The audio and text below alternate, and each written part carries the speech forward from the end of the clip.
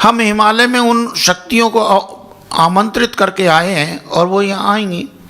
उनकी उद्विग्नता उस समय देखने को मिली जब अचानक अप्रैल माह के अंदर पहले सप्ताह में ही उन्होंने 1986 में ये कह दिया कि मुझे जल्दी से 7 मंदिर बना दे 7 दिन के अंदर। मैंने ऐसा संभव है क्या? एक मंदिर तो बनता नहीं है 7 दिन में, 7 मंदिर कहाँ से बन जाएंगे? बोला बहस मत कर, 7 ही दिन है मेरे पास और 7 दिन में मुझे चाहिए। तो कहाँ बनाएंगे, कैसे बनाएंगे, कुछ समझ में नहीं आता है। उन्होंने अखंड ज्योति लिखते लिखते कागज़ पे नक्शा दे दिया कि ऐसे ऐसे करके बना देना, दीवारों को यहाँ से उठा देना, यहाँ से काट देना।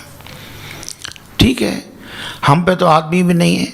हमारे पास सुलेमान नाम का एक मिस्त्री था जिसको हम सबसे ज़्यादा मिस्त्री कह सकते हैं। उसको फीता भी पकड़ना नहीं आता था। ईंट सीधी जोड़ने की बात तो छोड़ दो, अगर आप उसमें कह दें कि 20 इंची की दीवार खड़ी करनी है तो वो फीता निकाल के हाथ में पकड़ा देता है, बाबूजी इसमें 20 इंची पे निशान लगा दो। ऐसा वाला मिस्त्री। और मंदिर बनाना है। मैंने गुरुदेव से कहा साहब अगर कुछ अच्छे आदमी होते तो कोशिश करते। अरे तुलसी ही होता तो भी मैं हिम्मत कर जाता, जिसने हरिद्वार भर के मंदिर बनाए। कहाँ है तेरा तुलसी? वो तो पाली ज़िले में उसका गांव है, वहाँ चला गया है करके। अच्छा तू जा अपना काम कर, वो भी आ जाएगा। मेरा आश्चर्य तब हुआ जब मैं उतर के अपने ऑफिस तक आया और तुलसी सामने से आ रहा था। मैं तुलसी को देखता रहा, उसने मुझे राम राम कहा 2 बार और मैं उसको नीचे से ऊपर तक ये देख रहा था ये आदमी है कि भूत है। इसके पैर जमीन पे लग रहे हैं, पैर तो जमीन पे लग रहे हैं, लेकिन तुलसी तो पाली में था, यहाँ कहाँ से आ गया? मैंने उससे पूछा तुलसी कहाँ से आ रहे हो? घर से। घर माने? बोले पाली गांव से। कब आए? अभी आ रहा हूँ। जा भैया जा, गुरुजी बुलाए। गुरुदेव के पास गया। गुरुदेव ने भी उससे कहा कि मुझे 7 मंदिर 7 दिन में चाहिए। 7 मंदिर कैसे बनेंगे? बोला बहस मत कर, तू जा। और वो भी आ गया। हम लोग लगे रहे रातों दिन लगे रहे इन मंदिरों को बनाने के चक्कर में। ऊपर गुरुदेव से संपर्क नहीं हो सका, क्योंकि जाएंगे तो टाइम वेस्ट हो जाएगा, हमें तो मंदिर बनाने हैं। उपाध्याय जी को उन्होंने कहा कि तुम चले जाओ जयपुर और मूर्ति ले आओ। अब उपाध्याय जी इतनी जल्दी जाने वाले हैं? उपाध्याय जी ने कहा कि फोटो लाओ। जिन ऋषियों के आप मूर्ति चाहते हैं उनकी फ़ोटो लाओ, फ़ोटो दो, उसके बाद मैं पत्थर पसंद करूँगा, फिर मूर्तियाँ बनवाऊँगा। तुम बहस बहुत करते हो, तुम्हें जाना है तो जाओ, नहीं मैं किसी और को भेजता हूँ। अब वो हारते हुए झुंझलाते हुए मेरे पास आए, जयपुर जा रहा हूँ। अरे मैं तुम जाओ, जयपुर जा रहे हो तो मुझे अपना काम करने दो। जयपुर गए, वीरेंद्र भाई साहब के यहाँ पहुँचे सवेरे सवेरे। उन्हें कैसे आना हुआ, अब कैसे आना हुआ क्या बताएं, ऐसे ऐसे बोल दिया। फ़ोटो वोटो लाए? बोले कोई फ़ोटो वोटो नहीं लाए, नाश्ता करो चलो। देखो वो नाश्ता कर रहे थे, ड्राइवर ने गाड़ी लगा दी दरवाजे पे, वीरेंद्र भाई साहब के ने।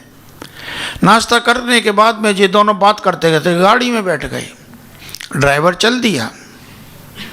ना ड्राइवर से इनकी बात हुई कहाँ जाना है, ना इन्होंने कुछ बताया, और वो जा कर के ओम प्रकाश सत्य प्रकाश मूर्ति वाले के ठिए पे जाकर रुक गई गाड़ी। उन्हें यहाँ क्यों रोक दी?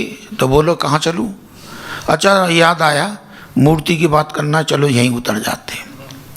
बहुत बड़ी उसकी ठिया है। घूमते रहे, देखे आधा घंटा तक बहुत सारी मूर्तियाँ मिली, लेकिन उन्होंने कहा कि आप किसकी मूर्ति ढूंढ रहे हैं? बोला मूर्ति तो बनवानी है हमको 7 ऋषियों की। तो वो फ़ोटो लाओ। तो बोले फ़ोटो कहाँ है? फ़ोटो होती तो कुछ बात करते।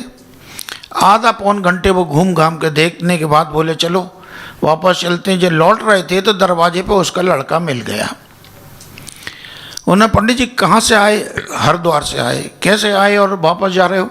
उसके पिताजी ने बता दिया, इन्हें मूर्ति चाहिए थी और फ़ोटो है नहीं इन पे। किन की चाहिए थी? वो ये 7 ऋषियों की कोई बता रहे हैं। अरे पापा वो 7 जो मूर्तियाँ बनी रखी हैं उन्हें दिखा दो, इन्हें पसंद आएंगी तो वो ले जाएंगे, हम दूसरी बना लेंगे, उसकी फ़ोटो तो हम पे है। उन्हें हाँ हाँ ठीक है।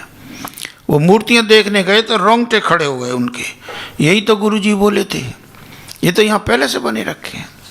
और इसके लिए गुरुदेव इतना जोर दे रहे थे, तुम चुपचाप चले जाओ ले आओ। आंसू भर के बोले यही चाहिए थी हमको तो।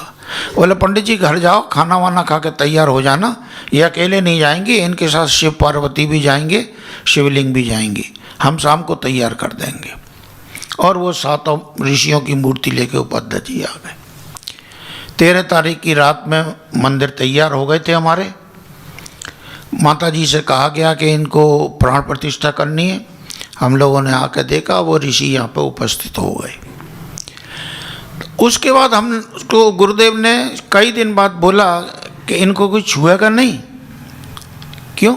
हम तो गायत्री माता को रोज छू लेते हैं, उनका श्रृंगार पहले हम ही लोग करते थे, तो इनको छूने में क्या दिक्कत है, ये तो पुरुष है। बोला पुरुष नहीं, अजीब है।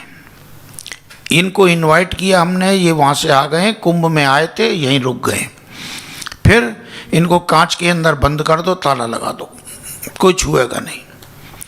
बेटे अभी तो हम तुम्हारे साथ हैं, तुम्हारा मार्गदर्शन कर रहे हैं, लेकिन एक समय आएगा जब हम चार्ज इनको दे देंगे और ये चलाएंगे अपनी मिशन को जिस तरह से इन्हें चलाना है। इसलिए इनको छूना छाना मत, पर ध्यान रखना हमारी बात तो तुम टाल जाते हो, उपेक्षा कर देते हो। हम कभी कहते हैं तो कभी सुनते हो, कभी नहीं सुनते हो। इनकी ज़रूर सुनना। क्यों? इनमें 2 बड़े तेज हैं, एक विश्वामित्र, एक परशुराम। थोड़ी सी देर में वो अगर तनक गए तो मुश्किल कर देंगे। गुरुदेव ने इनकी प्राण प्रतिष्ठा की है। हमारे YouTube चैनल को सब्सक्राइब करें और बेल आइकन को दबाएं ताकि आपको नोटिफिकेशंस मिलते रहें।